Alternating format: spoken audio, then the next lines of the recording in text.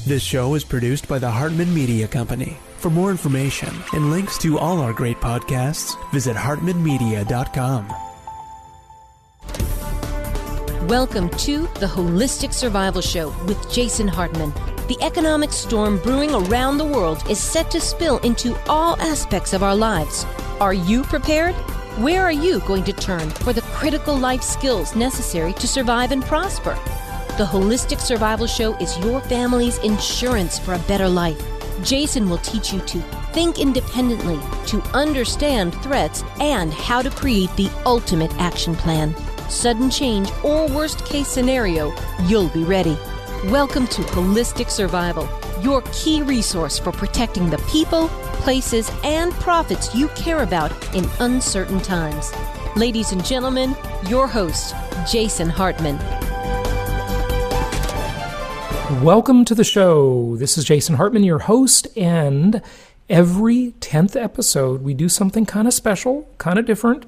What we do is we go off topic. So regardless of which show it is on the Hartman Media Network, whether it be one of the financial shows, economics, real estate investing, travel, longevity, all of the other topics that we have, every 10th episode we go off topic and we explore something of general interest, something of general life success value.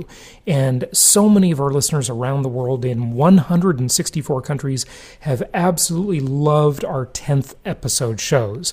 So that's what we're going to do today. And let's go ahead and get to our guest with a special 10th episode show. And of course, on the next episode, we'll be back to our regular programming. Here we go. It's my pleasure to welcome Sharon Lechter back to the show. She's been on several times before over the years. She's the former CEO of Rich Dad and Pay Your Family First.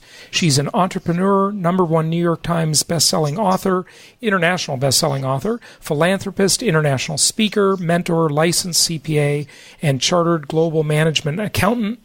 She's the author of several books, including her newest, Success and Something Greater, Your Magic Key. Sharon, welcome back. How are you?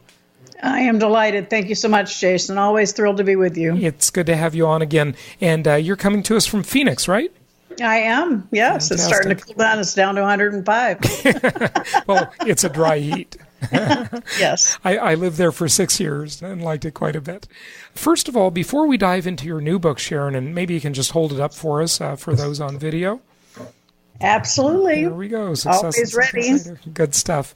Tell us about some of your other books, because I didn't mention all of the titles and your work with Robert Kiyosaki and such. Well, right. Robert and I became partners. We wrote Rich Dad, Poor Dad, and 14 others in that series. We were partnered for 10 years, and certainly it created quite the global success because I think it was the right message at the right time. It was kind of a viral marketing success even before the internet. Mm-hmm. And then when I left Rich Dad in 2007 was when the Napoleon Hill Foundation reached out and said, we'd love to have your support. So my last 4 books have been in cooperation with the Napoleon Hill Foundation. So it's been just an incredible journey and a huge opportunity to help reinvigorate the teachings of Napoleon Hill. And Success and Something Greater is my 4th book with the foundation, just very newly released. So, is Napoleon Hill, would you sort of consider him kind of the original self-help author for the first kind of prosperity guru? There's no doubt about it. He released Think and Grow Rich back in 1937, but it was his life's work. He spent 25 years charged with that responsibility by Andrew Carnegie, the richest man in the world at the time. He said, I have all these rich friends, and I think we have things in common. And so he really charged Napoleon Hill he introduced him to all of these rich people, and at that time they were all men, and said, I want you to create the thesis of success. And that's what he did. And Think and Grow Rich, that's why it's still as applicable today as it was in 1937, because it's not one man's philosophy. It was the commonalities of all of these people and how they created success in their life. Mm-hmm. Yeah, good stuff. Well, Success and Something Greater sort of expands that definition of success beyond economics, right? Oh, it does. My first book with the foundation, 3 Feet from Gold, we wrote back in 2008, 2009. And that was when we were in the middle of an economic crisis. And we wanted to talk to people how they survived those valleys. And so we talk about perseverance, and the 3 Feet from Gold is kind of like you're right there. What having faith in yourself and what you're doing. And so what we wanted to do this time, which is 10 years later, is we wanted to really share with people that success means different things to different people. We have never before published content from Napoleon Hill himself, but we also interview and share the stories of close to 20 successful entrepreneurs. Every one of them followed a different path.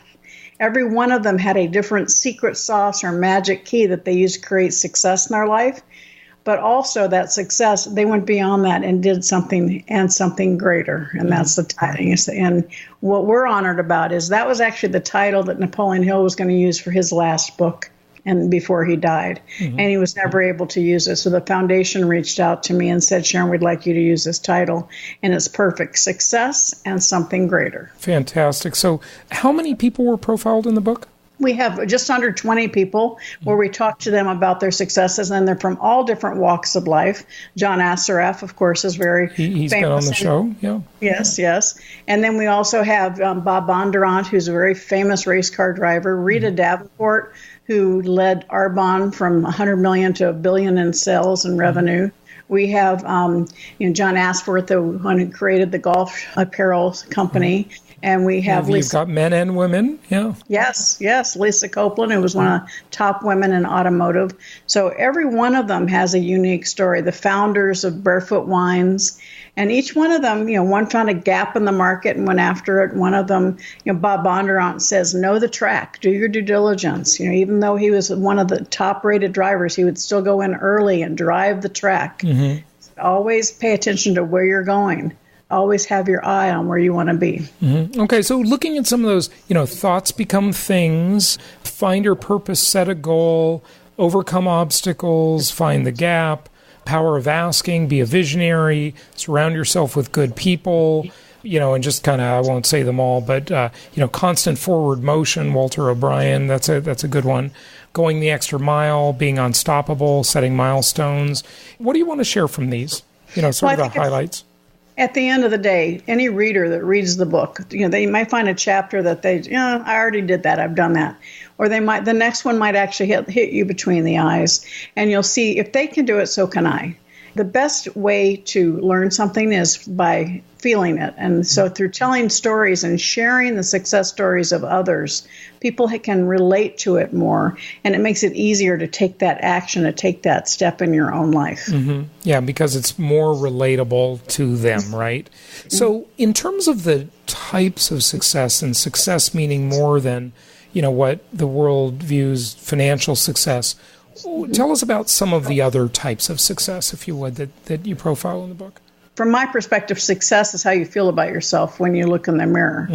So we have people in the book that were basically their success was created financially through a business and allowed them to create foundations, to give back, and to make a different world. Cynthia Kersey created the Unstoppable Foundation. She shares that story. She's now changing entire communities in Africa by bringing in not just education, not just money, but understanding how they can be sustainable and create ecosystems and build entire universities, so that she's really changing the face and the dynamics in Africa. And she shares that story. And so it gives people the idea, the concepts of things that they can do in their own life, in their own communities, to make an impact.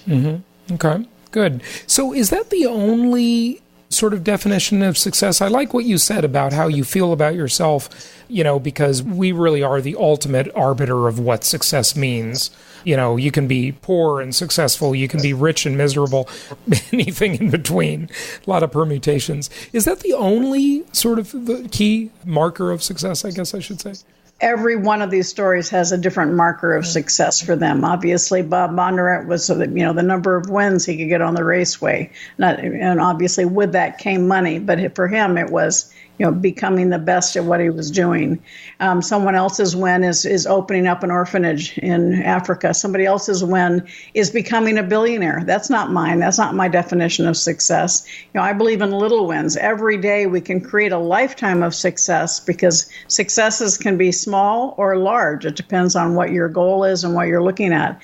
And if you create success just a little bit every single day, you're going to wake up and have created a large success. Yeah, good stuff. Okay, so other profiles or stories or any more details you want to share about any of them? Well, my dear friend Fred Wagenhals is in the book, and his story is a really unique one because he's an inventor, he's an innovator. He basically had the original patent for the jet ski, and he sold it for $75,000 because he was about to lose his house. He couldn't pay his employees, and he was about to lose his marriage. And by selling that patent for $75,000, he was able to keep his house, pay his employees, and move on to the next. And so his secret sauce is make a deal so you can get to the next deal. So even in our interview with him, and I've known him for a long time, you learn things about people that you've known for a long time, but you never had these conversations. And he said, no, I never, we said, don't you regret it, right? That's instantly what everybody will think, What if, right? Had I held on to it, this billion-dollar industry? He said, no. He said, because that allowed me to pay my employees. It allowed me to get to the next deal. And he went on and he invented the bucking bronco that you see in bars. He invented the little car that was on Fantasy Island. And then with his connections and the people he knew in NASCAR, he started doing the little die-cast cars for NASCAR. And he sold that company for well over $240 million years later. So he doesn't look back and regret selling that patent. So. I'm really curious what the Jetski patent would be worth, though. Exactly. Exactly. By the way, did he say what year did he sell that patent? I mean, that must be a lot older than I thought, because the reason I can tell is when you talk about some of the inventions or things he did afterwards, I'm looking at those points in time, and the jet ski doesn't seem that old to me. Maybe more than, 35 years old or something? But I guess it's a lot older, huh? Well, and that probably 20, 25 years ago. I could probably I don't have that exact date on the top of my head, but I know that he's done a lot since then. So he was in his new company 20 years ago that I know of. So the Jetski patent has got probably 30 years on it. So that means it's no longer a valid patent today because the life of the patent has run out. But I'm sure they've made additional advances on that have been patentable as well. Yeah, really interesting. That's an interesting point, too. It's one that I've been pondering a lot lately, is that this old idea of never quit. Never give up. Be persistent, be tenacious, and you'll win the game ultimately. The world will yield to your plan, right? Rather than you yielding to the world's plan. But sometimes being a quitter is the right thing to do, isn't it? Well, being persistent and never giving up are essential components to success. But there's also something in Think and Grow Rich called the sixth sense, and also being aware the market may change. Something, when we started the Rich Dad Company, we thought we were going to build that company globally through the 25 most powerful women in Forbes magazine. That was a colossal failure. The world told us, no, we're going to build this through these companies that have distributors everywhere. And we had no idea. That was never even part of our original marketing plan. And so you do have course correction. And so that never give up is like in your original goal, maybe. But yes, there's definitely course correction along the time. Markets change, industries change, technology changes. And so you have to be aware on the front lines of what's happening in your market and be able to be nimble enough to make corrections so that you can maximize your potential. But sometimes you're in an industry that just goes away, and you got to pay attention. That never quit attitude can become, a foolhardiness, and you want to make sure you're constantly aware of the industry, the market, where you're going, and really having benchmarks along the way. Yeah, good point. Okay, Sharon. Well, what else do you want to share? Maybe a question I haven't asked you. Well, I'm absolutely excited about Success and Something Greater. As I said, is out this week, and most of my career, I was releasing a new book every 9 months to a year, Jason. And this is my first book in 5 years. And that's because 6.5 years ago, I lost my youngest son. So sorry. Kind of put me in neutral, right? Sure. And I'm sure everybody watching and listening has had something that stopped them in their tracks. And so I really, a couple of years ago, thought about retiring. I had a lot of pushback because I just wasn't getting the same zest. And so I kind of made the decision, instead of retiring, I was going to refire. And so I have a movement called Play Big Movement. It's a private Facebook group. Anybody can join. It's free. where I'm showing the things that I'm doing now to get back in the game. I turned 65 in January. There's a lot of runway left. There's a lot more for all of us to do. Mm-hmm. And it's really through power of association, like you being so gracious having me on your show again. And so continuing to reach out and supporting others to create success in their life. We all have a lot more to do, as I said. So I'm excited to be back on your show, and I'm excited to be part of the Play Big movement and inviting people to come along with me. And the beginning is success and something greater. I got another book coming out in the spring, so we're back in the game. Is this the new book? Did you give the title of the new book?